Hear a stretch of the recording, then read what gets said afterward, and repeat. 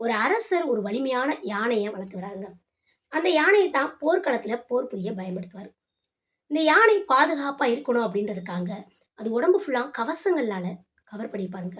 அது மட்டுமல்ல யானை பாகன் என்ன பண்ணியிருப்பாருன்னா, தும்பிக்கையில எதிராளி எய்கிற அம்பு படக்கூடாது அப்படின்றதுக்காக தும்பிக்கையை சுருட்டி வச்சு பழக்கப்படுத்தியிருப்பாங்க. ஒரு நாள் அரசர் இந்த யானையை போர்க்களத்துக்கு கூட்டிட்டு போறாங்க. இந்த யானை தன்னோட வலிமையால என்ன பண்ணுதுன்னா, எதிராளி படையை தாக்குதுங்க. எதிராளி படைகளுக்கு பேரழிவை தருது. அப்படி இருக்கும்போது யானையோட உடம்புல சொருகியிருந்த ஒரு ஆயுதம் திடீர்னு கீழே விழுதுங்க. இத பார்த்த யானை வேகமா சுருட்டி வச்சிருந்த தும்பிக்கையை வச்சு அந்த ஆயுதத்தை எடுக்க ட்ரை பண்ணுதுங்க. அந்த சமயத்துல எதிராளி படைகள் வந்து இந்த யானை மீது அந்த தும்பிக்கை மீது அம்பை எய்கிறாங்க.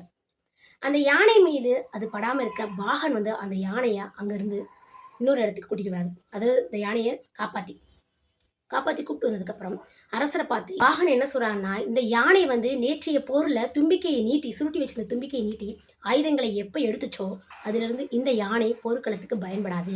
இதை பயன்படுத்தக்கூடாது.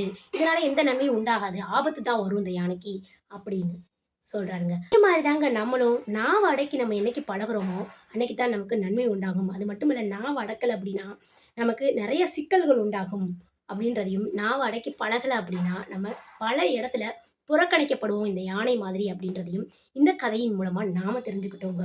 ஸோ இந்த கதையை பிடிச்சிருந்தா லைக் பண்ணுங்க, ஷேர் பண்ணுங்க, சப்ஸ்கிரைப் பண்ணுங்க. நன்றி, வணக்கம்.